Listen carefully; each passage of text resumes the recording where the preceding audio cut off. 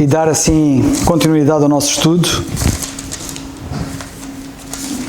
Estamos no versículo 18 e nós vamos ler o texto.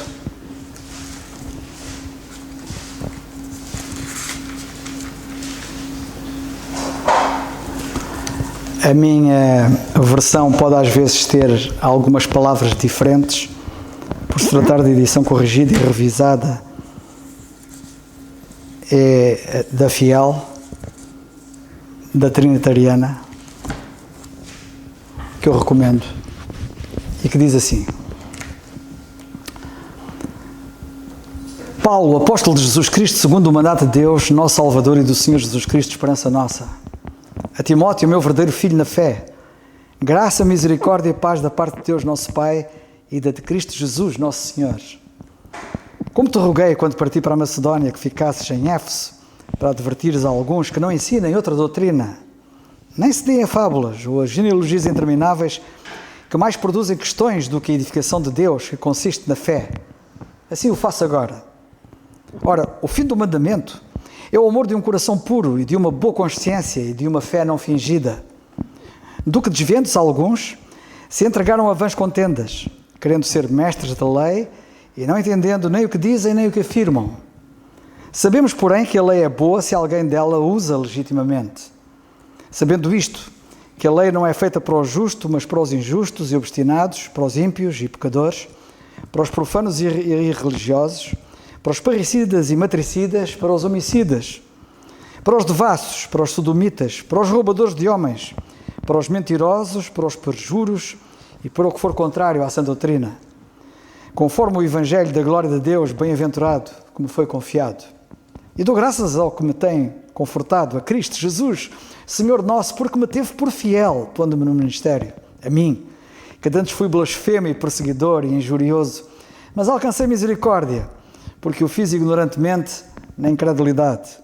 E a graça do nosso Senhor abundou, superabundou com a fé e amor que há em Jesus Cristo.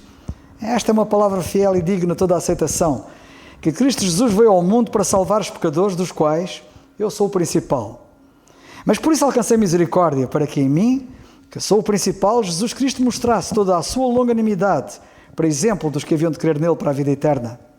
Ora, ao Rei dos séculos, imortal e invisível, ao único Deus sábio, seja honra e glória para todo o sempre.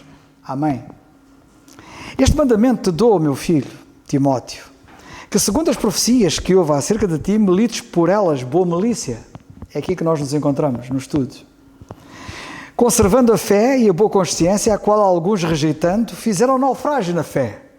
E entre esses foram Himeneu e Alexandre, os quais entreguei a Satanás, para que aprendam a não blasfemar. Até aqui a leitura da Palavra de Deus.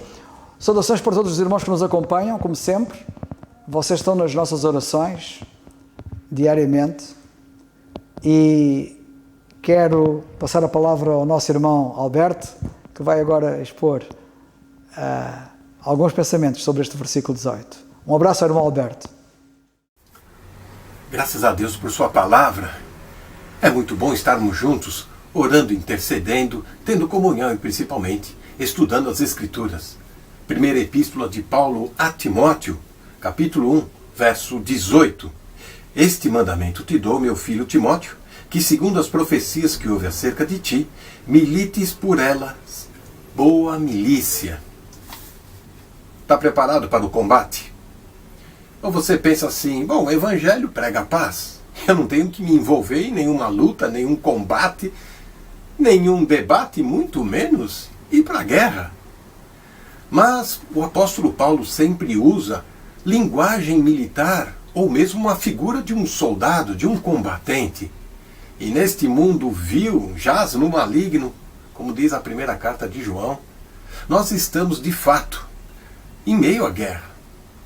E quem já viveu um ambiente de guerra, ou quem já passou por um período aflitivo de revolução, sabe muito bem que numa guerra não é só atacar, e principalmente saber se defender, saber guardar seus valores. Nessa milícia, neste combate, que o texto refere-se aqui, onde Paulo manda estas instruções para Timóteo ir a Éfeso para colocar as coisas em ordens, para estabelecer a verdade, a sã doutrina. Ele ia encontrar muita oposição, e assim nós também encontramos muitas oposições neste mundo quanto à verdade. Mas e quanto às armas? E quem são estes inimigos? Aonde estão eles? Bom, um bom inimigo, ele se infiltra em fileiras, ele age como um agente secreto, e assim ele vai minando aquilo que ele tem de mais precioso, enfraquecer o inimigo. E nós precisamos estar atentos para que o inimigo não venha se infiltrar em nosso meio e assim minar as nossas bases. Vamos falar das armas, onde vamos encontrar um texto onde Paulo vai ser um pouco mais explícito com relação a este assunto. Na segunda carta de Paulo aos Coríntios, no capítulo 10, no verso 3 e 4, lemos assim: porque, embora andando na carne, no mundo, não militamos segundo a carne, porque as armas da nossa milícia não são carnais, e sim poderosas em Deus. 2 Coríntios 10, 3 e 4. Talvez você vai perguntar, sim, mas onde estão estas armas para eu me defender, para eu poder me organizar melhor? Olhando Efésios no capítulo 6, verso 10 até 18, nós vamos encontrar as armas poderosas de Deus para enfrentarmos este inimigo hostil que anda em derredor, buscando a quem possa tragar. Efésios 6, de 10 a 18, Paulo enumera a verdade, a justiça, o evangelho da paz, a fé, a salvação, o Espírito Santo e a constante oração. Estas são as nossas armas para enfrentarmos, para lutarmos, para sermos mais do que vencedores. Mas ainda nós temos que moldar o perfil deste inimigo, já que conhecemos as nossas armas e o equipamento que nos protege. Continuando no contexto de segunda carta de Paulo aos Coríntios, no capítulo 10, agora indo para o versículo 5, 6, nós vamos encontrar assim: destruindo os argumentos e toda altivez que se levanta contra o conhecimento de Deus, e levando cativo todo entendimento, todo pensamento, à obediência de Cristo, estando prontos para vingar toda desobediência quando for cumprida a vossa obediência. Este é um texto profundo que merece a atenção de cada palavra. Vamos ver aqui que o inimigo tem duas facetas: a altivez e a rebeldia. E isso se demonstra em vários campos. O inimigo, ele tem um conhecimento arrogante, muito orgulhoso.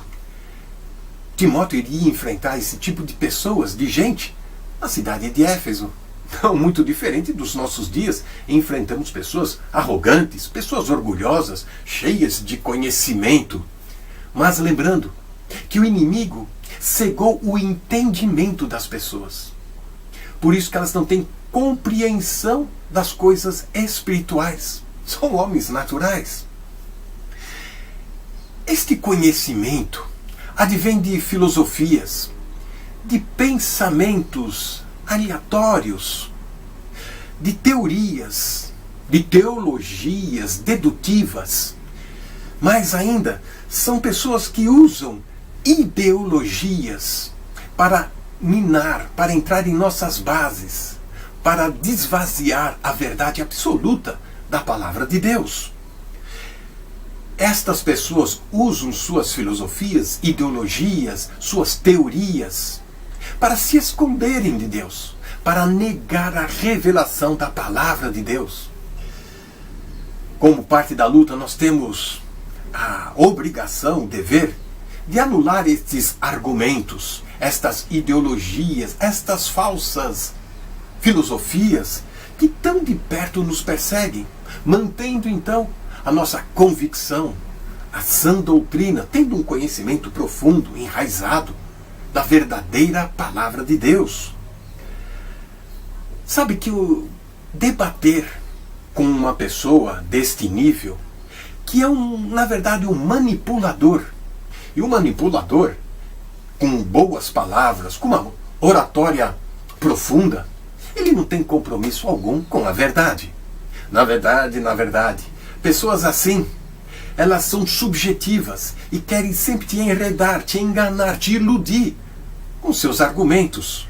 Muitas vezes até marxistas que estão cada vez mais adentrando dentro das igrejas. Não vale a pena debater com um manipulador, ele não tem compromisso com a verdade. Este sentimento de orgulho, altivez, é lá onde que as pessoas se escondem atrás dos seus pensamentos e assim fugindo da verdade, querendo elas serem próprias donas da verdade. São pessoas que, como diz o texto, se levantam contra todo o conhecimento de Deus. Para estas pessoas, veja só, temas como criação, o pecado, céu, inferno, sagradas escrituras inerrantes, inspiradas, palavra de Deus, é coisa de mitologia, de contos da carochinha. Não levam em consideração, mas são rebeldes. Além de serem orgulhosas, são rebeldes. E um rebelde é aquele que quer fazer tudo contrário àquilo que Deus estabeleceu e quer ofender as coisas de Deus, pregando libertinagem, por exemplo. Se dizem então sábios, mas vão buscar no horóscopo, em pseudos espíritos mortos, orientação para o futuro, para a vida, para o cotidiano, buscando em seitas orientais e misturando tudo, querendo trazer para dentro da igreja. A nossa missão, portanto, como um bom soldado, um bom combatente, manter firme convicções da verdade, da sã doutrina, levando cativo todo o pensamento a Cristo Jesus. Para isso, precisamos ser obedientes, sujeitos à palavra de Deus e fazer a luz de Cristo brilhar neste mundo de trevas. 2 Timóteo 2,4, fomos alistados para uma guerra e precisamos agradar a este Senhor. Que Deus nos abençoe. Amém. Boa noite a todos. Eu vou ser muito curto e passar já a palavra, porque o irmão Alberto, agora quando falou acerca desta passagem do versículo 18, que podemos reler novamente, este mandamento te dou, meu filho Timóteo, que segundo as profecias que houve acerca de ti, milites por elas boa milícia. E de facto só queria reforçar um certo ponto, que é a última parte da passagem, que tocou-me um pouco no que me foi acontecendo esta semana. E esta parte, a última passagem, que ele diz que milites por elas boa milícia, esta milícia que nós, e esta luta que nós lutamos, por assim dizer, e que vemos que o apóstolo Paulo fala aqui, porque ele depois continua dizendo qual é que era a boa milícia. A boa milícia consistia no quê? E o versículo 19 depois dá seguimento, que é o conservar a fé e a boa consciência, que, rejeitando alguns, fizeram naufrágio na fé. E ele aqui então dá as boas razões do que seria a boa milícia. Esta parte que o irmão Alberto citou e teve agora a reforçar, e mostra que de facto a luta que nós temos não é contra pessoas, contra indivíduos, nem sequer mesmo contra organizações. A nossa luta de facto é contra o inimigo das nossas almas, aquele que de facto quer que nós fracassemos em tudo e que quer condenar o homem e levar o homem de facto a que mantenha-se afastado de Deus e o rejeite por completamente. E isto é feito de várias formas. Uma delas através de falsas fés, falsas religiões, que alguns vão e por elas vão, e outros que negam a fé e que negam a existência de Deus completamente. E muitas vezes o nosso trabalho aqui é de facto tentar convencer, mostrar o que é que a palavra de Deus diz, porque é que a palavra de Deus é a palavra de Deus. Porque alguns também vão questionando. E até há situações dentro da própria igreja, e acontecer até entre nós, de pessoas que começam a ter dúvidas e não são bem esclarecidas. E nós temos de fazer a nossa parte no esclarecimento, na explicação, para que de facto as pessoas possam perceber o porquê, possam perceber a realidade dos factos. E a realidade dos factos, ela não é manipulável, a realidade é sempre o que é. E nós vemos que este livro fantástico ela mostra a realidade dos factos. Ela fala tanto acerca de nós, tanto das coisas à nossa volta, que é praticamente impossível ignorar. E nós, de facto, ao defendermos e ao mostrarmos porque é que a Bíblia é a palavra de Deus, o nosso trabalho é isso. E independentemente das pessoas ficarem convencidas ou não, nós temos de procurar sempre esclarecer, dar a razão, como Pedro dizia, a razão da esperança que há em nós, a razão da nossa fé. E é este o nosso trabalho. E queria partilhar convosco aconteceu-me duas situações esta semana, uma foi hoje e outra foi durante esta semana, porque eu normalmente recebo alguns e-mails de uma plataforma que se chama Quora, que é uma plataforma que as pessoas normalmente vão fazendo questões e outros utilizam as questões que têm mais votos para responder, e depois há muita gente a responder e há todo o mecanismo à volta disso.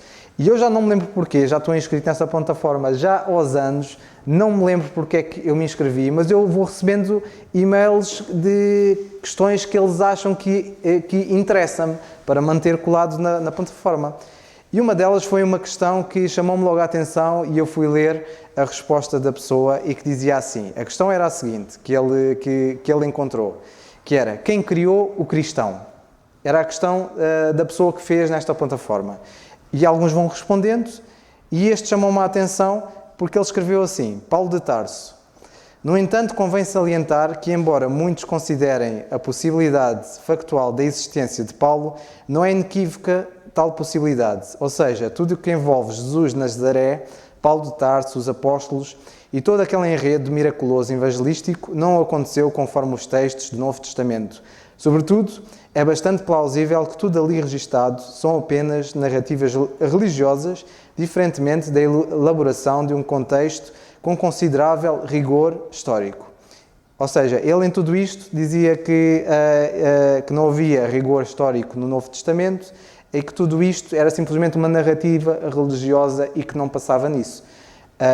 E eu, perante uma resposta tão curta e direta e que por si só há muita dúvida de muita coisa, eu fui responder-lhe e disse-lhe simplesmente o seguinte, rigor histórico é o que não existe nesta resposta, porque de facto, e até nós até podemos questionar, quando ele diz que falta a elaboração de um contexto com considerável rigor histórico, o que é que ele considera rigor histórico?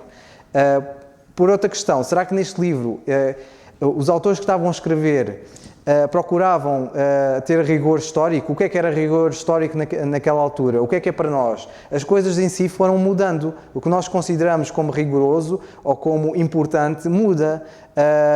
Ele também não considera no rigor histórico o tempo, os recursos, porque o fazer papel agora não é o fazer papel naquela altura. Se calhar as pessoas não poderiam ser tão rigorosas como nós hoje porque não havia os recursos para fazerem. Os papiros eram caros, as pessoas podiam se enganar, como nós sabemos, e quando se enganavam, principalmente a copiar os textos que depois, principalmente as cartas do apóstolo Paulo e os vários livros que eram espalhados, as pessoas haviam um rigor ao ponto de que, se houvesse um erro, era jogado fora. E o jogar fora era jogar dinheiro. E o jogar dinheiro não era uma coisa que fosse fácil obter. E então havia um certo rigor dos copistas, mas o rigor histórico é relativo, porque para eles estava a ser era rigoroso historicamente e para aqueles que ouviam. Não é por acaso, quando no Evangelho de Lucas, o próprio Lucas, quando escreve, ele escreve o seguinte, e nós já vimos estas passagens do género, muitas passagens conhecidas, ele diz assim, tendo por muitos empreendido pôr em ordem a narração dos factos que entre nós se cumpriram, segundo nos transmitiram os mesmos que os presenciaram desde o princípio e foram ministros da palavra.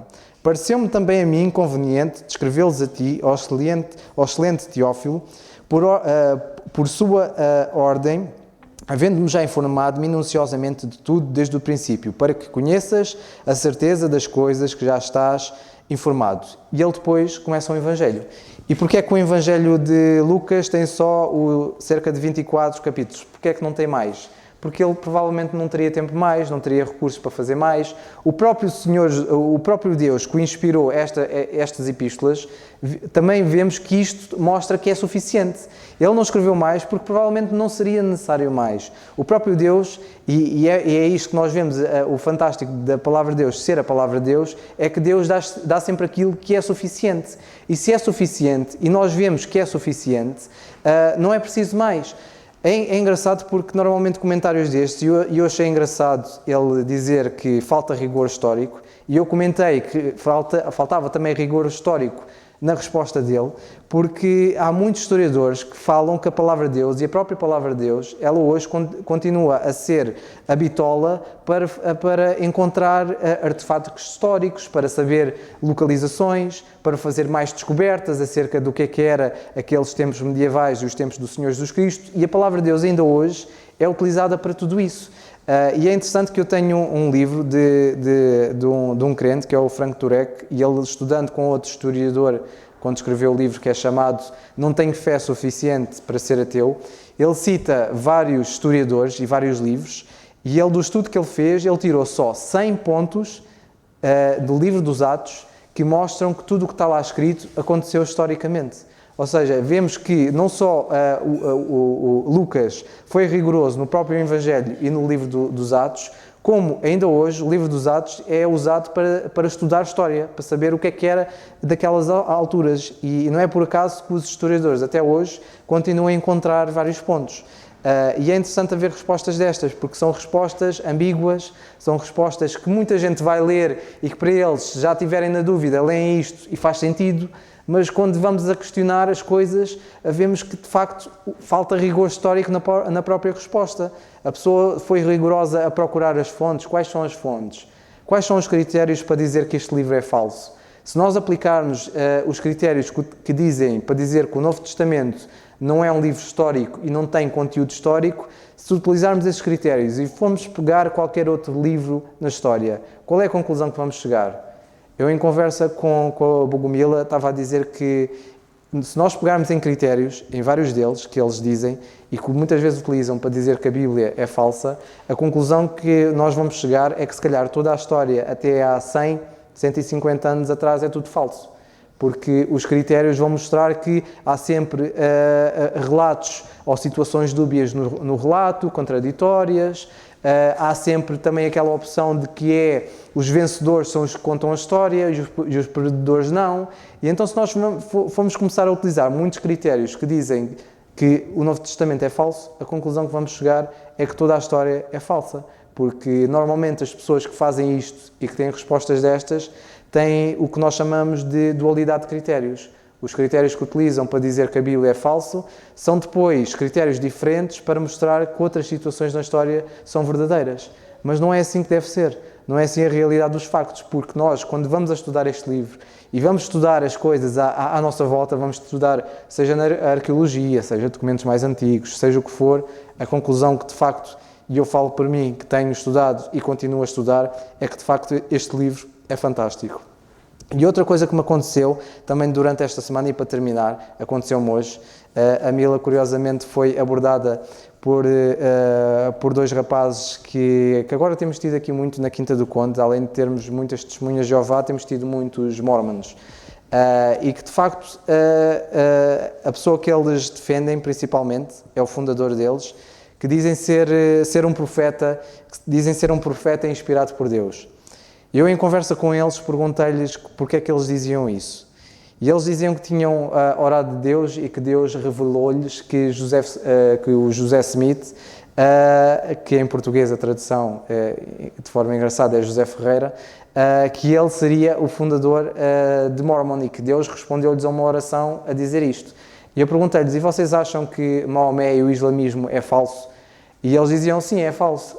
E perguntei-lhes, então, mas vocês sabem qual é que é a origem de Maomé? Porque é que Maomé disse que era profeta? E eles mais ou menos ficaram assim na dúvida, sem perceber o que é que era. Eu disse-lhes, o próprio Maomé disse exatamente o que José Smith disse, que era que recebeu uma revelação de um anjo, que o próprio Deus, que o Senhor Jesus Cristo, tinha-lhe dado essa revelação e que ele iria passar a ser um profeta de Deus.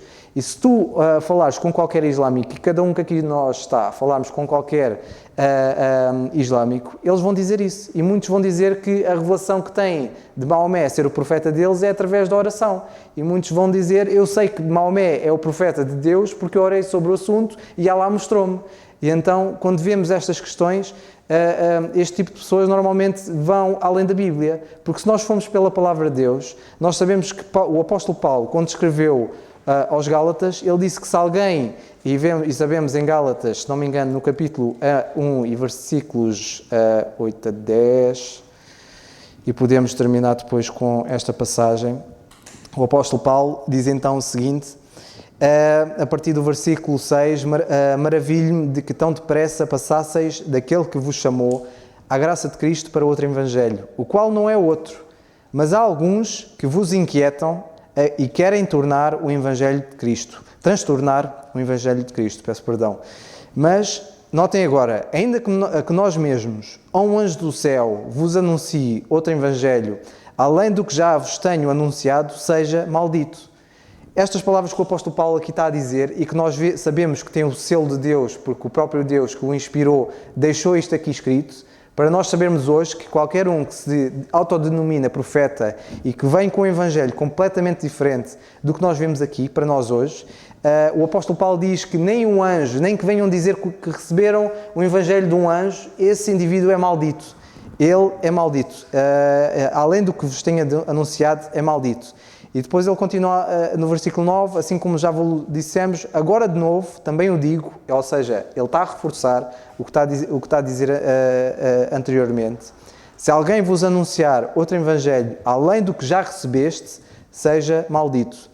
Este tipo de reforço é um reforço grave, é algo grave. Alguém que venha anunciar algo diferente do que está aqui na Palavra de Deus, e as pessoas tentam fazer de formas completamente distintas e graves, dizem que pode ser através e continuam a fazer a mesma estratégia, através de revelações, através da oração, visão, sonhos. O mecanismo continua a ser o mesmo.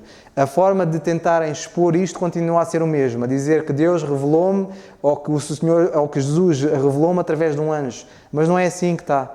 A Palavra de Deus, e isto sendo a Palavra de Deus, ela mostra-nos que qualquer um que venha dizer que tem uma revelação de um profeta, esse é maldito. É o próprio Deus que diz, não somos nós.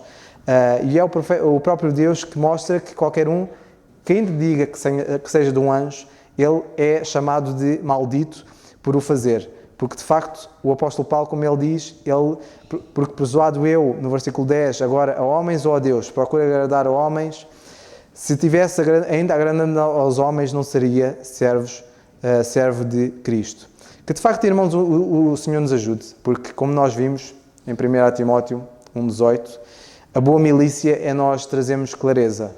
E, para nós trazermos clareza, também temos de estar clarificados, esclarecidos na Palavra de Deus, e isso só pode acontecer através destes estudos, é por isso que nós aqui estamos, e é através do estudo nós em casa, e aprendemos uns com os outros aqui, e é por isso que nós aqui estamos a fazer isto, para que possamos esclarecer, e quando vierem com questões, quando tiverem, nós conseguimos esclarecer de forma sucinta, de forma que a pessoa fique a perceber o porquê, e principalmente para que venham a crer. Que o Senhor nos ajude e nos abençoe, porque de facto precisamos.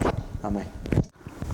Irmãos, como dizia o irmão Alberto, e eu retomo a forma como ele começou, estão preparados para o combate? Estão? Espero que ninguém adormeça. Estão preparados para o combate?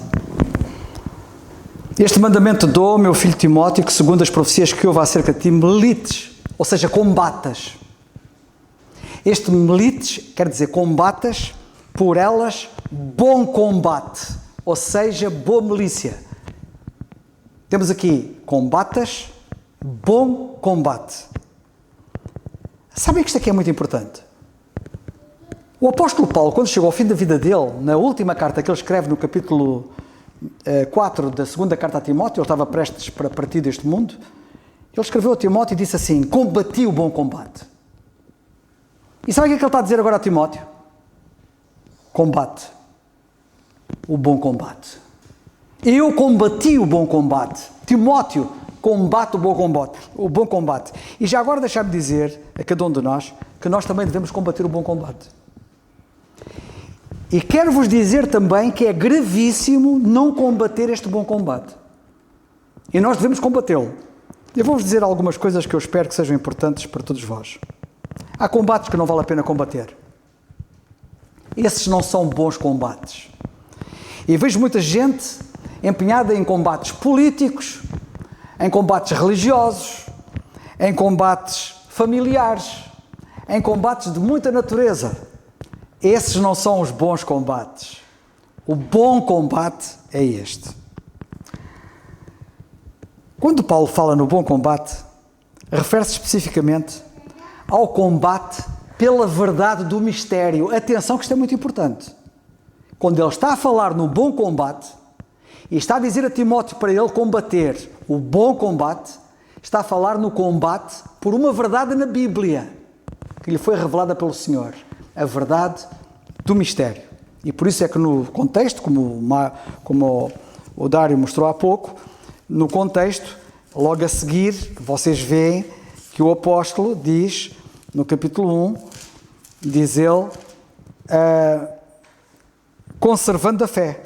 Combate o bom combate, conservando a fé. Esta fé aqui não é a fé confiança, é a fé corpo-doutrina.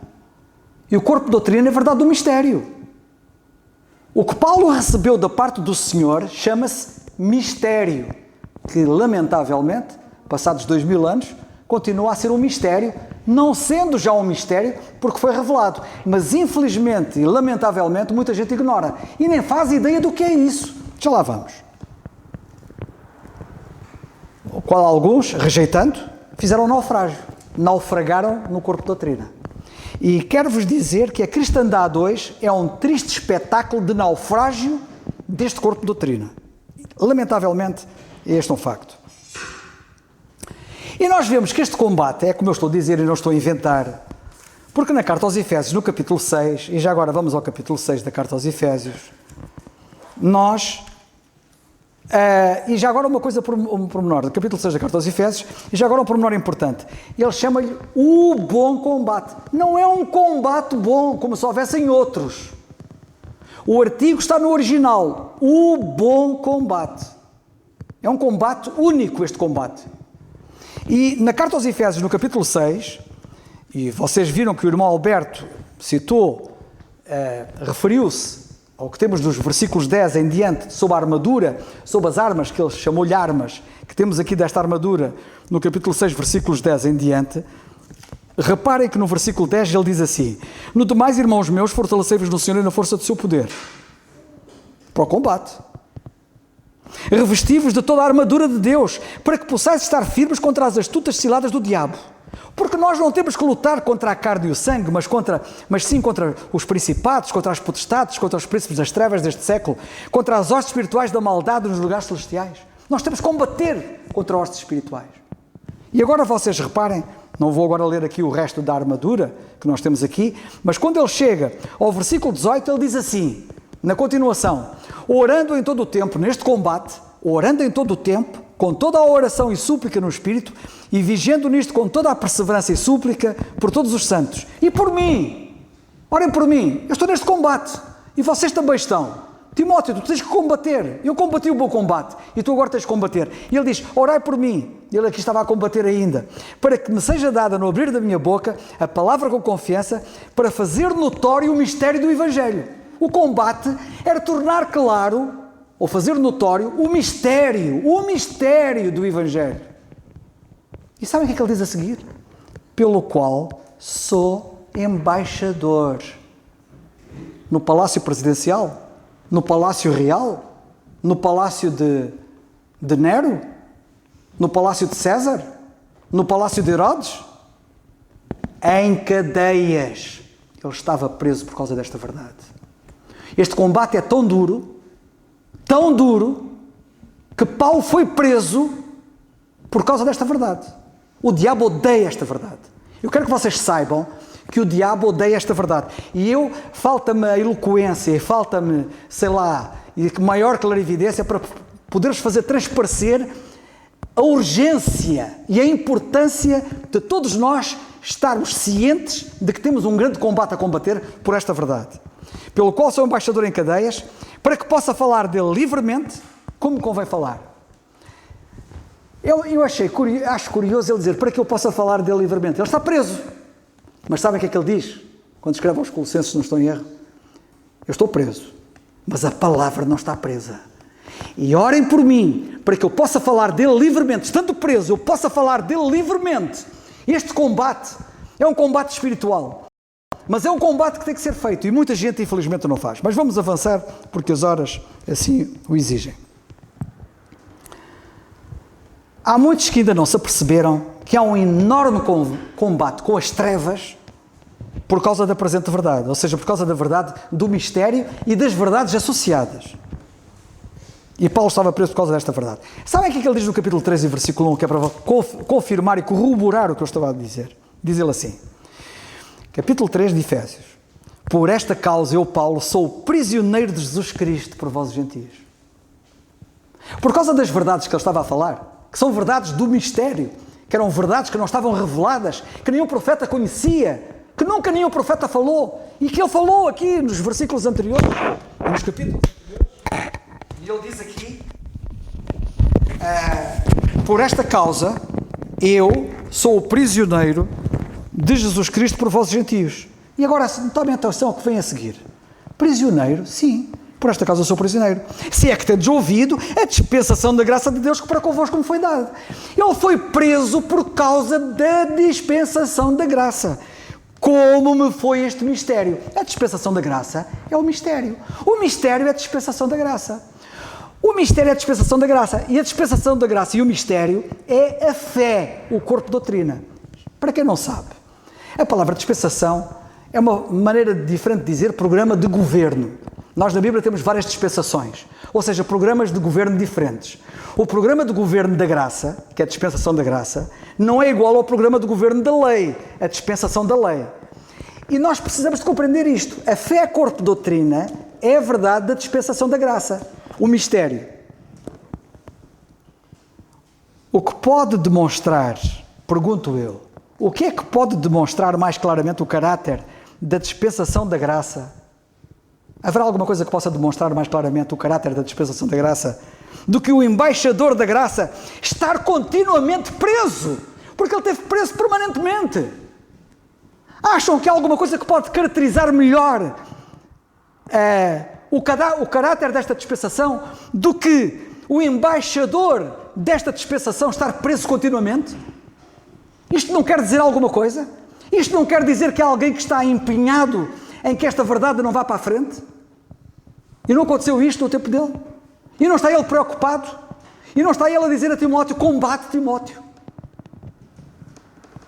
Enquanto Deus me der vida e que Ele me ajude, ninguém me vai calar sobre esta verdade. Sabem que nós não temos que lutar contra a carne e o sangue, lemos em Efésios 6:12, mas sim contra os principados, contra as potestades, contra os príncipes das trevas deste século, contra as hostes espirituais da maldade, nos lugares celestiais. Já viram onde é que é o combate? Nos lugares celestiais. Isto é um assunto muito sério. Sabem onde é que estão os principados e as potestades? Onde nós temos que combater? Onde é que se dá o combate? Nos lugares celestiais. E sabem o que é que nós temos lá nos lugares celestiais? Temos lá as nossas bênçãos. Efésios 1:3, fomos abençoados com todas as bênçãos nos lugares celestiais. É lá que estão as nossas bênçãos e é lá que estamos assentados, posicionalmente em Cristo. Isto é um combate tremendo.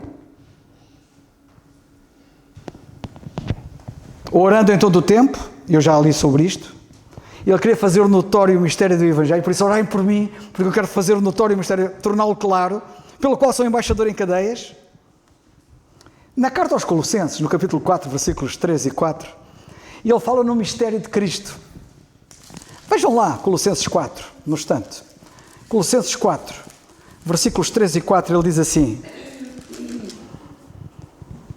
orando também juntamente por nós, mais uma vez pede a oração, porque este assunto é um assunto muito sério. Muita gente ainda não percebeu que isto é um assunto sério. Muita gente ainda não percebeu que a verdade do mistério é um assunto de oração, porque é um assunto dramático. Nós estamos em perigo, nós estamos perante inimigos poderosos que querem dar cabo desta verdade. Orando juntamente por nós, para que Deus nos abra a porta da palavra, porque há alguém que quer fechar esta porta, para que esta porta não esteja aberta, a fim de falarmos de quê? Do mistério de Cristo. Ele queria a porta aberta para falar de quê? Do mistério de Cristo. Sabem o que é que está ali escrito? Pregação de Jesus Cristo, é verdade. Mas pregação de Jesus Cristo se conforma à revelação do mistério. Não é pregar Cristo de qualquer maneira. Não é pregar Cristo que está pregado em Mateus, ou em Marcos, ou em Lucas, ou em João. É pregar Cristo como está em Efésios. Na carta aos Romanos, capítulo 16, versículo 25, o apóstolo Paulo diz que pregava Jesus Cristo conforme a revelação do mistério. E há muita gente que não prega Jesus Cristo desta maneira, porque nem sabem o que é o mistério. Infelizmente. Mas notem, o que eu queria dizer aqui nos versículos 3 e 4 é que, orando juntamente por nós, para que Deus nos abra a porta da palavra, a fim de falarmos do mistério de Cristo, pelo qual estou também preso. Mais uma vez ele diz que está preso por causa desta verdade. Mas há muita gente que anda a dormir e ainda não percebeu isto. O diabo odeia o mistério. É verdade que o diabo foi bem sucedido em conseguir que Paulo fosse parar à prisão por causa do mistério. Preso como se fosse um malfeitor numa prisão. Contudo, a partir daquela cela onde ele estava, ele escreveu: a palavra de Deus não está presa.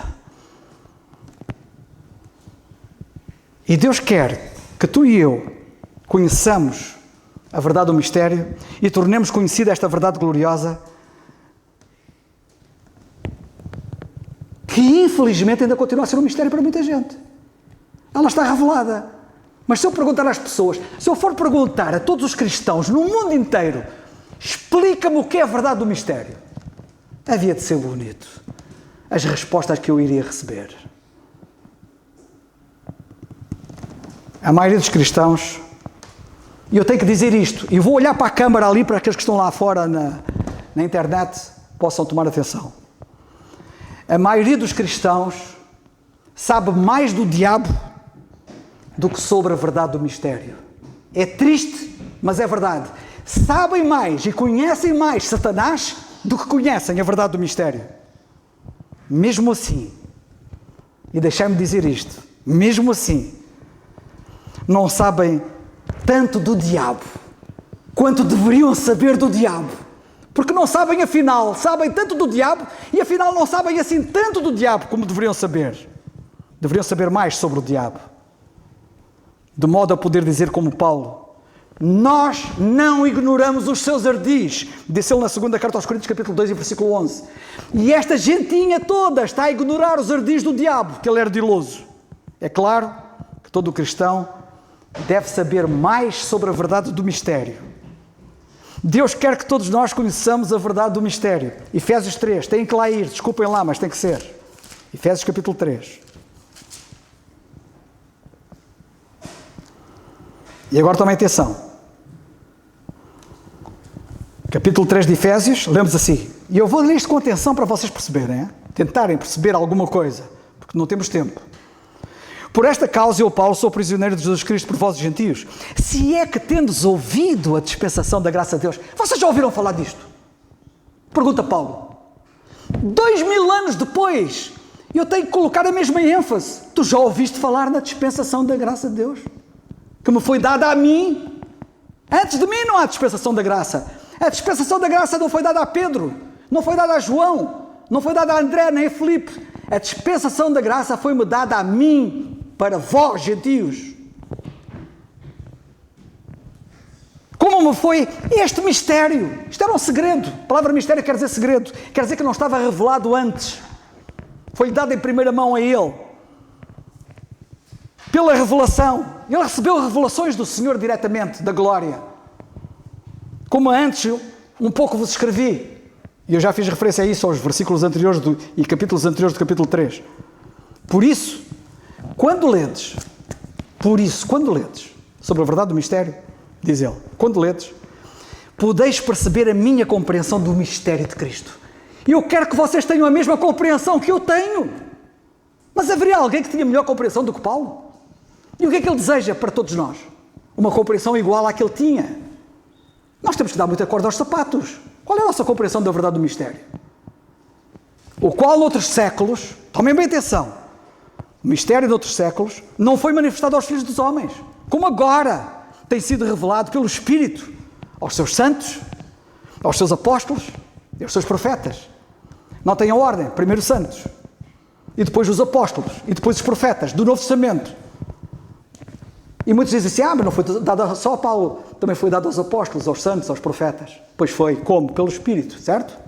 Lê da carta aos Gálatas. A Paulo foi revelado diretamente pelo Senhor, não foi o Espírito que lhe revelou. E agora, quando Paulo explicava esta verdade aos outros, os outros aprendiam não pelo Espírito, mas ele aprendeu diretamente do Senhor. É saber que os gentios são co-herdeiros e de um mesmo corpo e participantes da promessa em Cristo pelo Evangelho. Isto era um segredo, ninguém sabia disto. Nunca nenhum profeta falou disto. Do qual foi feito ministro, pelo dom da graça de Deus, como foi dado, segundo a operação do seu poder, a mim, o mínimo de todos os santos, me foi dada esta graça de anunciar entre os gentios, por meio do Evangelho, as riquezas incompreensíveis de Cristo. Na conferência, o Daniel Ferreira fez referência a esta passagem, como dizendo, ele até me disse qual era a palavra grega, que agora não me lembro que ele citou, mas que a palavra grega para incompreensível, eu vou dizer como eu tenho dito muitas vezes, que é sinónimo daquilo que ele disse.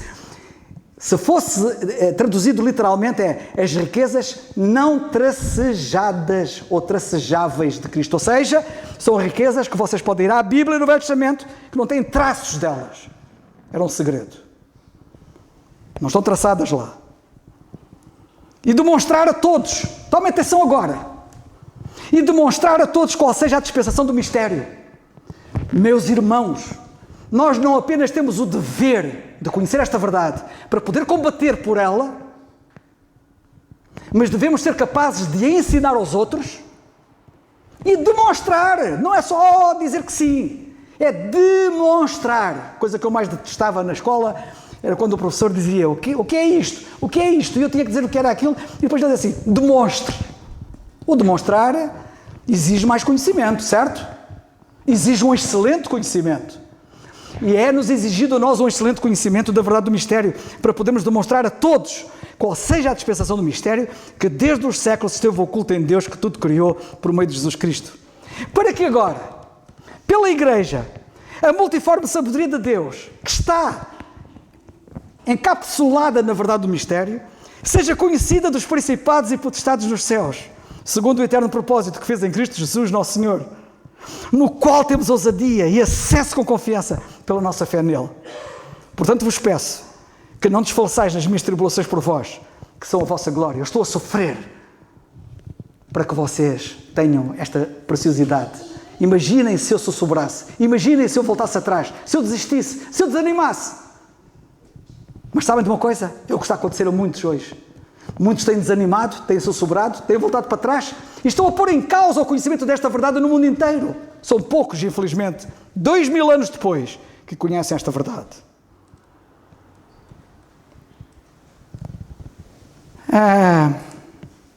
Eu vou terminar dizendo o seguinte: alguns podem supor que a proclamação da graça de Deus, da verdade do mistério, em toda a sua pureza nos nossos dias, requer talvez pouca ousadia. Vocês estão completamente enganados. Isto requer toda a ousadia. Falar acerca disto requer muita ousadia, e eu direi, toda a ousadia. Quem é que agora, devido à pregação da graça de Deus, pelo menos em países livres, quem é que é perseguido? Mas não nos deixemos enganar. Satanás não passou a estar menos ativo na sua oposição à verdade quando Constantino, o imperador Constantino, no primeiro século, oficializou o cristianismo como a religião oficial do Estado. Cuidado com as armadilhas do diabo, porque os predecessores de Constantino, que foram tiranos, sanguinários, os imperadores, que perseguiram os crentes e lançaram-nos às feras, como vocês sabem da história, eles mataram muitos à espada, pelas feras. Sabem que o diabo conseguiu mais estragos na igreja por meio da paz de Constantino do que da perseguição dos tiranos, imperadores como Nero, conseguiu muito mais estragos do que quando a perseguição era intensa. E eu, por isso, quero chamar a vossa atenção para o facto de que devem levar muito a sério estas verdades. E como diz o apóstolo na nossa passagem, no capítulo 1 e versículo 18, e termino, tinha muito mais para dizer, mas fico por aqui. Se perceberem alguma coisa daquilo que eu disse aqui, já não é mau. Este mandamento dou ao meu filho Timóteo, isto é uma ordem, é? Isto não é uma coisa que, eu vou pensar no assunto. Não. É um mandamento. Que segundo as profecias que eu vou acerca de ti, milites, combatas por elas. Bom combate. Boa milícia. Vamos combater?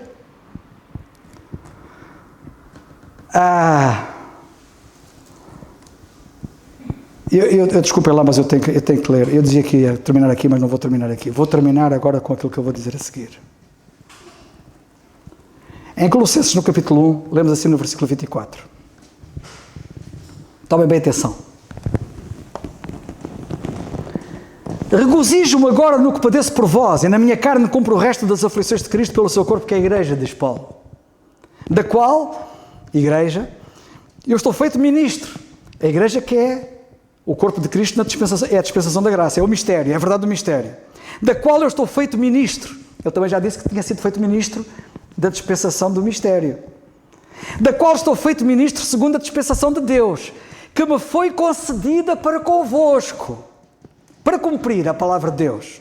O mistério que esteve oculto desde todos os séculos e todas as gerações e que agora foi manifestado aos seus santos, aos quais, eu vou terminar com isto, mas não é por acaso, eu tinha que ler isto, aos quais, santos, Deus quis fazer quais são as riquezas deste mistério. Deus quis fazer conhecer aos santos quais são as riquezas deste mistério. Entre os gentios, que é Cristo em vós, esperança da glória, a quem anunciamos, admoestando a todo o homem e ensinando a todo o homem em toda a sabedoria, para que apresentemos todo o homem perfeito em Jesus Cristo. Sabem que é o pacote desta verdade do mistério que habilita o crente a ser tornado perfeito em Cristo. É ali que está todo o conhecimento, toda a revelação acerca do assunto. E para isto também trabalho. Combatendo, notem, combatendo segundo a sua eficácia que obra em mim poderosamente. E depois passa para o capítulo 2, continua. Versículo 1. Porque quero que saibais, quão grande combate tenho por vós e pelos que estão em Laodiceia e por quantos não viram o meu rosto em carne. Ele combateu por nós, ele combateu por mim, ele combateu por ti. Ele combateu por todos os que não viram o seu rosto em carne. Para que os seus corações sejam consolados, estejam unidos em caridade, enriquecidos da plenitude da inteligência. Para quê? Para conhecimento do mistério de Deus, Cristo. Ele combateu para nós conhecermos. Em quem estão escondidos todos os tesouros da sabedoria e da ciência. E digo isto, para que ninguém vos engane com palavras persuasivas. E há muita gente aí na cristandade e nas igrejas a enganar os crentes com palavras muito persuasivas, mas que estão fora do âmbito da verdade, do mistério que nós devemos combater. Eu hoje estou zangado, mas tem que ser. Isto não é brincadeira. Que o Senhor abençoe a todos. Amém.